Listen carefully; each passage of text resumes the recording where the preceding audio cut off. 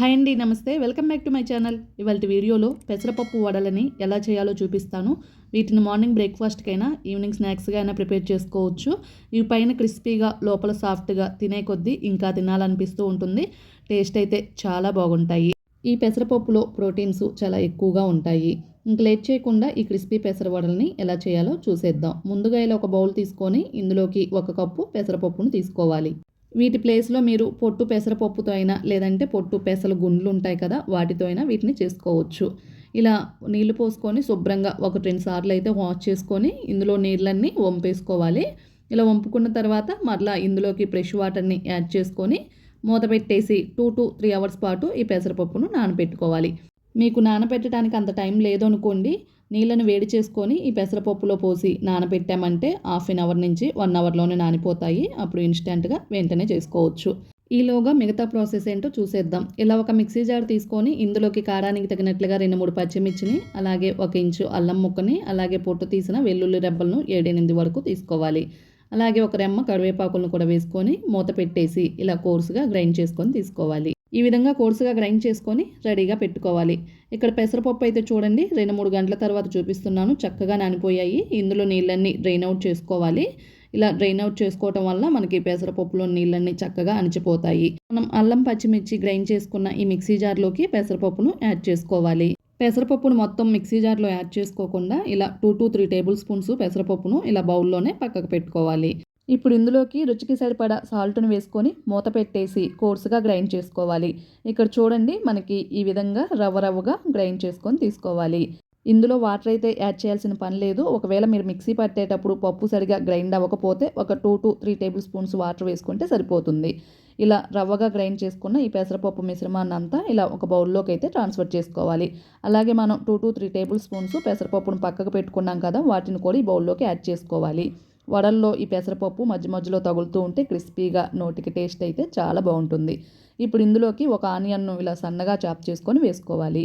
అలాగే 1/2 tea spoon జీలకర్రను, అలాగే కొంచెం కొత్తిమీర ఆకులను ఇలా శుభ్రంగా వాష్ చేసుకొని సన్నగా చాప్ చేసుకొని వేసుకోవాలి. అలాగే బైండింగ్ కోసం 2 టేబుల్ స్పూన్స్ పొడి బియ్యం పిండిని వేసుకోవాలి. అలాగే కొంచెం 1/2 టీ స్పూన్ అంతా పసుపును కూడా వేసుకోవాలి. వడలు కొంచెం కలర్ఫుల్గా ఉంటాయని నేను పసుపును యాడ్ చేస్తున్నాను. మీకు ఇష్టం ఉంటే వేసుకోవచ్చు, లేదంటే స్కిప్ చేయవచ్చు. నేను సాల్ట్ని అయితే వేసుకోవడం లేదు, ఆల్రెడీ నేను గ్రైండ్ చేసేటప్పుడు వేసాను కాబట్టి ఒకవేళ మీరు సరిపోనట్లు అనిపిస్తే టేస్ట్ చూసి మరి కాస్త యాడ్ చేసుకోవచ్చు. ఇవన్నీ యాడ్ చేసుకున్న తర్వాత పిండిలో కలిసేలాగా బాగా కలుపుకోవాలి. ఇక్కడ కన్సిస్టెన్సీ చూడండి, ఇలా ఉండాలి. వడలను వేసుకోవడానికి ఇది సరైన కన్సిస్టెన్సీ. ఇలా పిండిని కలుపుకొని రెడీగా పెట్టుకోవాలి. ఇప్పుడు స్టవ్ మీద డీప్ ఫ్రైకి ఇలా కడాయిలోకి ఆయిల్ను పోసుకొని ఆయిల్ వేడి చేసుకోవాలి. ఆయిల్ వేడయ్యేలోగా ఇలా మనం వడలను అయితే ప్రిపేర్ చేసుకుందాం. చేతిని ఒకసారి నీళ్ళతో బాగా తడుపుకోవాలి. ఇప్పుడు ఇలా చేతిలోకి చిన్న సైజ్ బాల్స్ లాగా చేసుకొని ఇలా అరచేయి మీద ఇలా వడా షేప్ వచ్చేలాగా చేసుకోవాలి.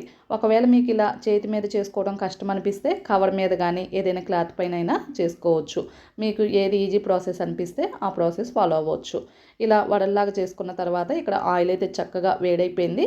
మనం రెడీ చేసుకున్న వడలను ఇలా స్లోగా ఒక్కొక్కటిగా ఆయిల్లోకి వేసుకోవాలి. హై ఫ్లేమ్లో ఫ్రై చేశారంటే పైన త్వరగా కలర్ వచ్చేసి వడ లోపల సరిగా వేగదు, పచ్చి పచ్చిగా ఉంటుంది. కాబట్టి ఇలా మీడియం ఫ్లేమ్లో మాత్రమే వీటిని అటు ఇటు 2 సైడ్స్కి టర్న్ చేసుకుంటూ మంచి కలర్ వచ్చి క్రిస్పీగా ఫ్రై అయ్యేంత వరకు ఫ్రై చేసుకోవాలి. ఇక్కడ చూడండి చక్కగా మంచి కలర్ వచ్చేసి క్రిస్పీగా ఫ్రై అయిపోయాయి కదా. ఇలా ఆయిల్ నుంచి తీసుకొని ఇలా ఒక చిల్లుల గిన్నెలోకి కానీ లేదంటే టిష్యూ ఉన్న ప్లేట్లో కన్నా తీసుకోవాలి. ఏదైనా ఎక్సెస్ ఆయిల్ ఉంటే ఆ టిష్యూ పేపర్ పీల్చేస్తుంది. అలాగే మిగిలిన పిండిని కూడా సేమ్ ఇదే ప్రాసెస్లో వడల్లాగా చేసుకొని ఆయిల్లో ఒక్కొక్కటిగా వేసుకొని మీడియం ఫ్లేమ్ మీద అటు ఇటు 2 సైడ్స్కి టర్న్ చేసుకొని ఇలా మంచి కలర్ వచ్చి క్రిస్పీగా ఫ్రై అయ్యేంత వరకు ఆయిల్లో ఫ్రై చేసుకొని ఇలా ప్లేట్లోకి అయితే తీసుకోవాలి. అంతేనండి, ఎంతో టేస్టీగా క్రిస్పీగా పెసరపప్పు వడలు అయితే రెడీ అయిపోయాయి. వీటిని మీకు నచ్చిన చట్నీతో సర్వ్ చేసుకోవచ్చు. ఇక్కడ నేనైతే పల్లి చట్నీతో సర్వ్ చేసుకుంటున్నాను. మీరు కావాలంటే టమాటో చట్నీతో అయినా సర్వ్ చేసుకోవచ్చు. ఇక్కడ ఒకటి తుంచి చూపిస్తున్నాను చూడండి. పైన క్రిస్పీగా లోపల సాఫ్ట్గా తినే కొద్దీ ఇంకా తినాలనిపిస్తూ ఉంటుంది. టేస్ట్ అయితే చాలా బాగుంటాయి. పిల్లలైనా పెద్దవాళ్ళైనా ఎంతో ఇష్టంగా తినేస్తారు. వీటిని మార్నింగ్ బ్రేక్ఫాస్ట్కైనా ఈవినింగ్ స్నాక్స్గా అయినా ప్రిపేర్ చేసుకోవచ్చు. ఈ పెసరపప్పులో ప్రోటీన్స్ చాలా ఎక్కువగా ఉంటాయి. ఈ ప్రాసెస్లో చేసుకుంటే నూనె అస్సలు పీల్చదు. టేస్ట్ అయితే చాలా బాగుంటాయి. ఇంకా లేట్ చేయకుండా మీరు కూడా ఈ టేస్టీ అండ్ క్రిస్పీ పెసరపప్పు వడలని ఒకసారి ట్రై చేసి టేస్ట్ ఎలా వచ్చాయో కామెంట్ బాక్స్లో మీ ఫీడ్బ్యాక్ని తెలియచేయండి. మీకు ఈ వీడియో నచ్చితే లైక్ చేయండి. అలాగే మీ ఫ్రెండ్స్కి రిలేటివ్స్కి షేర్ చేయండి. కొత్తగా మన ఛానల్ చూసే వాళ్ళు ఎవరైనా ఉంటే సబ్స్క్రైబ్ చేసుకోండి. Thank you for watching.